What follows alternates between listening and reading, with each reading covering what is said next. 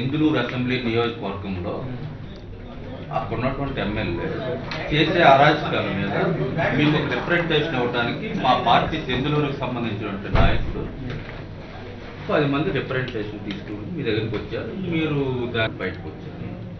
వచ్చిన తర్వాత డిపార్ట్మెంట్కి సంబంధించినటువంటి కొంతమంది పోలీస్ కానిస్టేబుల్స్ తప్పతాయి రోడ్డు మీద పోలీస్ ఒక సాక్షాత్తు ఒక జిల్లా పోలీస్ అధికారి కార్యాలయం బయటే వీలుగా ఉన్నటువంటి సత్యనారాయణ అనే వ్యక్తి మీద నిన్ను పోనీ ఏదన్నా ఇష్యూ ఉంటుంది ఎమ్మెల్యే రమ్మన్నాడు అని చొక్కా పట్టుకొని పోనీ ఏదైనా కేసు ఉంది సార్, కేసు ఉన్నప్పుడు నీ మీద కేసు ఉంటే పోలీస్ స్టేషన్కి రమ్మని చెప్పవచ్చు. నడి రోడ్డు మీద చొక్కా పట్టుకుని ఎమ్మెల్యే రమ్మన్నాడు అని చెప్పడం అనేది ఎంతవరకు సమంజసం అని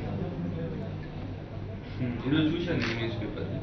మీరు ఫోటోగ్రాఫర్స్ ఫోటోగ్రాఫ్ తీసుకుని బయట తీసుకోండి, ఫోటోగ్రాఫ్ తీసుకొని బయట మేము మాట్లాడుతున్నాను.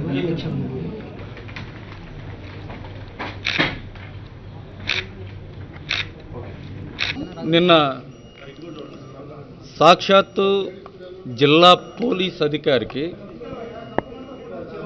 మా ప్రాంతంలో ఉన్నటువంటి దెందులూరు అసెంబ్లీ నియోజకవర్గంలో ఉన్నటువంటి మా పార్టీ నాయకుడు కొట్టారి రామచంద్రరావు గారు స్థానికంగా జరుగుతున్నటువంటి దెందులూరు అసెంబ్లీ నియోజకవర్గ ఎమ్మెల్యే చింతమనేని ప్రభాకర్ చేస్తున్నటువంటి అరాచకాల మీద ప్రజలు ఎదుర్కొనేటువంటి ఆ ఇబ్బందుల మీద జిల్లా పోలీస్ అధికారి దృష్టికి తీసుకురావటానికి ఆయన ఒక రిప్రజెంటేషన్తో వస్తే జిల్లా పోలీస్ అధికారులు అయితే బాగానే స్పందించారు. కానీ అత్యంత దురదృష్టమైనటువంటి విషయం ఏంటంటే జిల్లా ఎస్పీ గారికి రిప్రజెంటేషన్ ఇచ్చి ఇంకా ఆ ప్రెమిసెస్లో ఉండగానే అసలు ఏ విధమైనటువంటి సంబంధం లేదు, ఇష్యూ వచ్చి దెందులూరు అసెంబ్లీ నియోజకవర్గానికి సంబంధించినటువంటి అంశం మీద రిప్రజెంటేషన్ ఇవ్వడానికి ఆయన పార్టీ కార్యకర్తలు రావటం జరిగింది.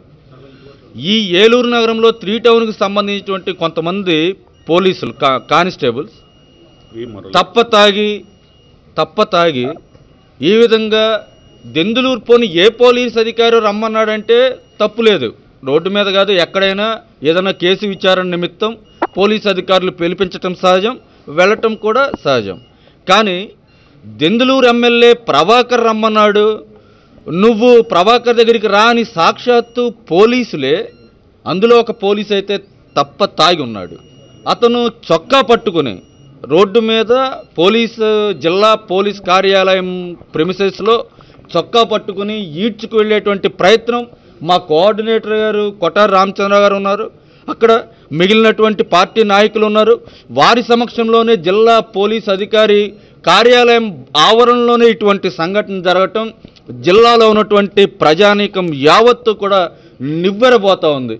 జిల్లాలో ఉన్నటువంటి పోలీసు యంత్రాంగం ఈ విధంగా అధికార పార్టీకి సంబంధించి నేను యంత్రాంగాన్ని మొత్తాన్ని నేను తప్పుపట్టను, కానీ కొంతమంది ఈ విధంగా పోలీసు వ్యవస్థకే మచ్చ తెచ్చే విధంగా అధికార దుర్వినియోగానికి పాల్పడుతూ అధికారానికి సంబంధించి ఎవరైతే నాయకులు ఉన్నారో వారందరికీ కూడా తొత్తులుగా వ్యవహరిస్తూ ఏ విధంగా వైఎస్ఆర్ కాంగ్రెస్ పార్టీ కార్యకర్తల మీద నాయకుల మీద అందులోనూ ప్రజా సమస్యల మీద పోరాటం చేస్తున్నటువంటి సందర్భంలో ప్రజలు ఎదుర్కొనేటువంటి చింతమనేని ప్రభాకర్ ఏ విధంగా వాళ్ళ నియోజకవర్గంలో అతను దుశ్చర్యలకు పాల్పడుతూ ఉన్నాడో, ప్రజల మీద దాడులకు పాల్పడుతూ ఉన్నాడో, అక్రమాలకి పాల్పడుతూ ఉన్నాడో, వీటి మీద జిల్లా పోలీస్ అధికారులకి మొరపెట్టుకుంటానికి ఆయా బాధితులతో కలిసి వచ్చినటువంటి సందర్భంలో ఈ విధంగా బాధితులకే నాయకులకే రక్షణ లేకపోతే జిల్లా ప్రజలకి ఏ విధమైనటువంటి రక్షణ ఉంటుంది అన్న విషయంలో జిల్లాలో ఉన్నటువంటి ప్రజలందరూ కూడా తీవ్రమైనటువంటి ఆందోళనతో ఉన్నారన్న విషయాన్ని నేను గుర్తు చేస్తా ఉన్నా. ఈ సందర్భంలో మేము డిమాండ్ ఇప్పుడు కూడా లోపల ఎస్పీ గారికి కలిసి రావటం జరిగింది. నిన్న జరిగినటువంటి అంశాన్ని వివిధ వార్తాపత్రికల్లో సోషల్ మీడియాలో కూడా చాలా ప్రముఖంగా వస్తూ ఉంది. ఇవన్నీ కూడా మేము జిల్లా పోలీస్ అధికారి ఎస్పీ గారికి మేము చెప్పడం జరిగింది. ఈ విషయంలో పశ్చిమ గోదావరి జిల్లా వైఎస్ఆర్ కాంగ్రెస్ పార్టీ అంతా కూడా మొత్తం మేమందరం కూడా ఈ విషయంలో తీవ్రమైనటువంటి నిరసన వ్యక్తం చేస్తూ ఉన్నాం. ఒక పార్టీ మండల బీసీసీఎల్ అధ్యక్షుడు సత్యనారాయణ, అతని చొక్కా పట్టుకుని ఒక ప్రజాపోని అతనేదన్నా కేసులో ఉన్నాడా?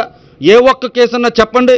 ఇప్పుడు ఈ విధంగా జరిగినటువంటి అంశంలో సాక్షాత్తు ఈ కేసు నుంచి బయటపడటానికి చేసిన తప్పుని సరిదిద్దుకోవాల్సింది పోయి అక్రమంగా ఈ వ్యక్తి మీద మరిన్ని తప్పుడు కేసులు స్వయంగా పోలీసులే పెట్టడానికి ప్రయత్నం చేస్తూ ఉన్నారంటే మేము వింటా ఉన్నాం. వాస్తవమో కాదో నాకు అయితే తెలియదు, కానీ ఒక దుగ్గిరాల విఆర్ఓతో అక్రమంగా విధులకు ఆటంకం కలిగించాడని చెప్పి అక్రమంగా సత్యనారాయణ అనే వ్యక్తి మీద కేసు పెట్టడానికి ప్రయత్నం చేస్తూ ఉన్నారంట. అసలు ఏ విధమైనటువంటి అంశం మీద కేసు పెడతా ఉన్నారో మాకైతే అర్థం కావట్లేదు. ఎందుకంటే దుగ్గిరాలలో అక్రమ మైనింగ్ చేస్తూ ఉంటే సత్యనారాయణ అనే వ్యక్తి విఆర్ఓ అడ్డుకున్నాడు అని చెప్తా ఉన్నారు. మేము అడుగుతా ఉన్నాం, దుగ్గిరాలలో ఏమన్నా ఇసుక ర్యాంప్ ఉందా అండి? దుగ్గిరాల్లో ఇసుక ర్యాంప్ కూడా లేదు. అక్కడ విఆర్ఓ ఏ విధమైనటువంటి విధులు అక్కడ చేస్తూ ఉన్నాడు? మా సత్యనారాయణ అనే బీసీసీఎల్ ప్రెసిడెంట్ ఇతను ఎందుకు మైనింగ్ చేయడానికి వెళ్తాడు? అసలు ఇసుక ర్యాంపే లేకుండా ఈ విధంగా పోలీసులందరూ కూడా ఈ విధంగా మా వైఎస్ఆర్ కాంగ్రెస్ పార్టీ మండల బీసీసీఎల్ అధ్యక్షుడి మీద ఈ విధంగా తప్పుడు కేసు పెట్టడం ద్వారా బెదిరింపులకు గురి చేసి గనక ఈ కేసు నుంచి బయటపడాలంటే మాత్రం సత్యనారాయణ ఒక వ్యక్తి మాత్రమే కాదు, పశ్చిమ గోదావరి జిల్లాలో ఉన్నటువంటి లక్షలాది మంది వైఎస్ఆర్ కాంగ్రెస్ పార్టీ కార్యకర్తలందరం కూడా మేము ఈరోజు సత్యనారాయణ వెనకాల ఉన్నాం. మేము చాలా సీరియస్గా అయితే తీసుకుంటున్నాం ఈ అంశాన్ని. సాక్షాత్తు ఒక మండల అధ్యక్షుడు మాత్రమే కాదు, ఒక పోలీస్ అధికారికి ప్రజా సమస్యల మీద రిప్రజెంటేషన్ ఇవ్వటానికి మేము పోలీస్ అధికారి దగ్గరికి వచ్చి బయటికి వచ్చిన తర్వాత కనీసం పెదవేగికి సంబంధించినటువంటి అంశం ఇది, దెందులూరు అసెంబ్లీ నియోజకవర్గానికి సంబంధించినటువంటి అంశం ఇది. ఏలూరు 3 టౌన్ పోలీసులకు ఏమి సంబంధం అని చెప్పి మేము అడుగుతా ఉన్నాం. ఏలూరు 3 టౌన్ పోలీసులు వారు ఎస్పీ ఆఫీస్ ఆవరణలోకి వచ్చి ఈ విధంగా చొక్కా పుచ్చుకుని ఒక కేసు ఏదన్నా ఉందా అతని మీద? ఏదన్నా కేసులో ముద్దాయిగా కానీ నిందితుడిగా కానీ ఉన్నాడా? అప్పటికప్పుడు ఈ రోజు రాత్రో నిన్న రాత్రో ఈ సంఘటన జరిగిన తర్వాత పోలీసులందరూ కూడా ఈ విధంగా ఎవరైతే ఈ నిందితులుగా ఉన్నారో వారందరూ కూడా ఈ విధంగా సత్యనారాయణని బ్లాక్మెయిల్ చేయడానికి, అతన్ని ఈ కేసుల నుంచి వారు బయటపడటానికి ఈ విధమైనటువంటి పన్నాగాలు పన్నితే మాత్రం మేము చూస్తా ఊరుకునేది లేదు. అవసరమైతే జగన్మోహన్ రెడ్డి గారి దృష్టికి కూడా ఈ విషయాన్ని తీసుకువెళ్తాం. పెద్ద ఎత్తున పశ్చిమ గోదావరి జిల్లాలో మేము ఆందోళనలు చేపడతాం. ఇంకా అవసరమైతే మానవ హక్కుల సంఘానికి కూడా మాకు కనుక పశ్చిమ గోదావరి జిల్లాలో మాకైతే ఎంతో కొంత ఇప్పుడుగా ఎస్పీ గారు మాకు చెప్పారు, నాకు కొంత సమయం ఇవ్వండి, ఖచ్చితంగా నేను మీకు న్యాయం చేస్తామని చెప్పారు. తప్పకుండా మాకు కావాల్సింది కూడా ఇటువంటి దురాగతాలకు పోలీసు వ్యవస్థ అండగా ఉండదు, ప్రజలకు ఎప్పుడు న్యాయం చేస్తుంది అన్న నమ్మకాన్ని మాకు కాదు ప్రజలందరికీ కూడా నమ్మకాన్ని కలగజేయవలసినటువంటి బాధ్యత జిల్లా పోలీసు అధికారుల మీద ఉంది. ఆ విధంగా కనుక బాధితుడికి న్యాయం జరగకపోతే అవసరమైతే మేము చట్టపరంగా కూడా మేము చర్యలు తీసుకుంటాము. కోర్టు ద్వారా కూడా మేము న్యాయ పోరాటం చేస్తాం. మానవ హక్కుల సంఘానికి కూడా మేము ఫిర్యాదు చేయడానికి వెనకాడం. అవసరమైతే రోడ్డెక్కి మేము అవసరమైతే పోరాటాలకు కూడా మేము న్యాయం జరిగే వరకు మేము సిద్ధపడతామని ఈ విధంగా పశ్చిమ గోదావరి జిల్లాలో అత్యంత దారుణాలు జరుగుతున్నటువంటి జర్నలిస్టుల మీద కూడా దాడులు చేయడానికి వెనకాట్లేదు. అదేవిధంగా మహిళల మీద దాడులు చేయడానికి, మహిళా అధికారుల మీద కూడా దాడులు చేయడానికి అతను ఏమాత్రం అక్కడ ఉన్నటువంటి ఎమ్మెల్యే వెనకాట్లేదు. ఈ విధంగా ఇప్పుడు ఇంకా బరి తెగించి సాక్షాత్తు ఒక జిల్లా పోలీసు అధికారి ప్రాంగణంలోనే ఆఫీసు కార్యాలయం ప్రెమిసెస్లోనే ఈ విధంగా వైఎస్ఆర్ పార్టీకి చెందినటువంటి ఒక ప్రజానాయకుడి మీద, ఒక బీసీలకు సంబంధించినటువంటి వెనుకబడిన వర్గానికి సంబంధించినటువంటి ఒక నాయకుడి మీద ఈ విధంగా దాడికి పాల్పడటం నిజంగా సభ్య సమాజం సిగ్గుతో తల వంచుకునేటువంటి చర్య. ప్రజలందరూ కూడా భయభ్రాంతులకు గురవుతా ఉన్నారు. ఇటువంటి పరిస్థితుల నుంచి ప్రజలను బయట పడేయాల్సినటువంటి బాధ్యత, ప్రజలకి మనోధైర్యాన్ని చెప్పవలసినటువంటి బాధ్యత జిల్లా పోలీస్ అధికారుల మీద ఉందని చెప్పి నేను గుర్తు చేస్తూ ఈ విషయంలో న్యాయం జరగకపోతే ఎంత దాకా వెళ్ళటానికైనా మేము సిద్ధమని చెప్పి మేము తెలియజేస్తా ఉన్నాం. ఎమ్మెల్యే గారి ఇన్స్ట్రక్షన్స్ మేరకి గ్రామాల్లో ఉన్నటువంటి జానంపేట, విజయరాయి, నడిపెల్లి, బాపిరాజుగూడెం గ్రామాల్లో ఉన్నటువంటి పేదవాళ్ళందరినీ కూడా వాళ్ళు ఒక ట్రాక్టర్ ఇసుక తీసుకెళ్ళినా, కనీసం ఒక ఎడ్ల బండితో ఇసుక తీసుకెళ్ళినా వాళ్ళందరినీ కూడా తీసుకెళ్లి పోలీస్ స్టేషన్లో 15 రోజులు పెట్టేసి ఆ ట్రాక్టర్లు కానీ ఆ ఎడ్ల బళ్ళు కానీ కనీసం కేసు పెట్టరు, దానికి మైనింగ్ వాళ్ళకి అప్పచెప్పరు, ఎంఆర్ఓ ఆఫీసులో ఇవ్వకోకుండా వాళ్ళందరినీ కూడా నానా బాధలకు గురి చేస్తా అనేక రకమైనటువంటి వినకూడనటువంటి మాటలు అబ్యూజింగ్గా మాట్లాడతాయన.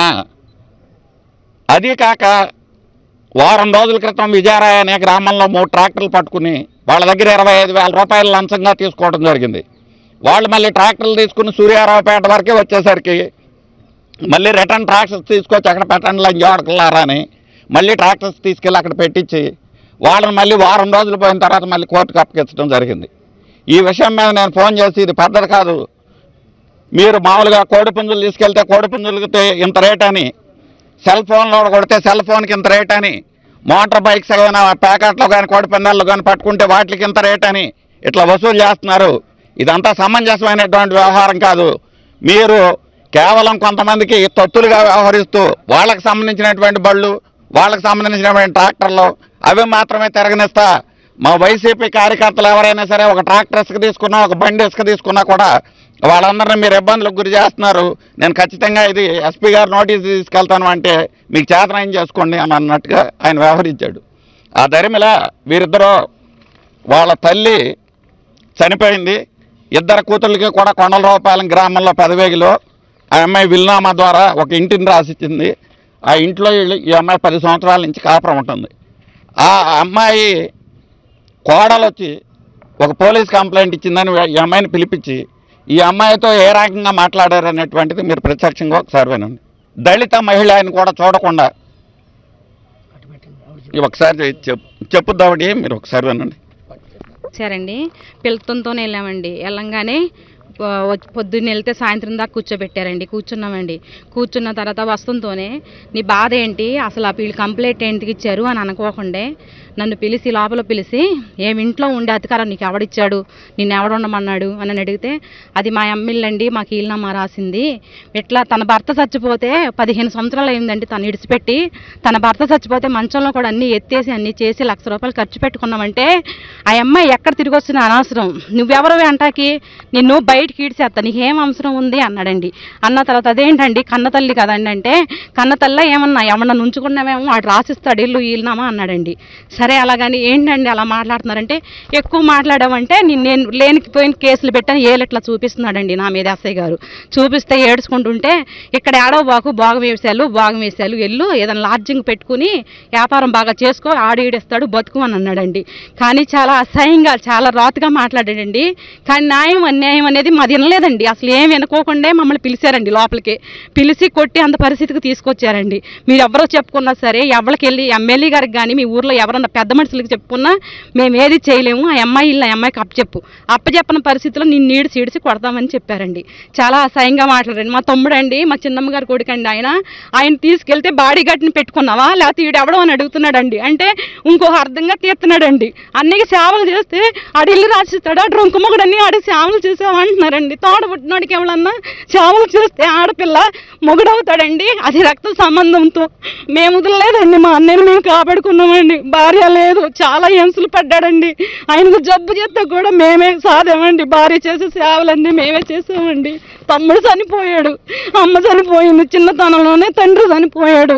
మమ్మల్ని కష్టపడి పెళ్ళిళ్ళు చేసిందండి. పెళ్ళిళ్ళు కూడా కట్నం ఇవ్వలేదండి, ఏమీ లేని వాళ్ళకి ఇచ్చి చేసిందండి. మేము హైదరాబాద్లో ఉండేవాళ్ళమండి. అలాగే కష్టపడి ఆ డబ్బులు అవన్నీ మేము చేసి తోడబుట్టిన వాళ్ళకే చూసుకుంటాం సరిపోయేదండి. మా మొగుళ్ళు కూడా మమ్మల్ని బాగా కొట్టేవాళ్ళు, అయినా కానీ వాళ్ళని బతికించుకునే వాళ్ళమండి.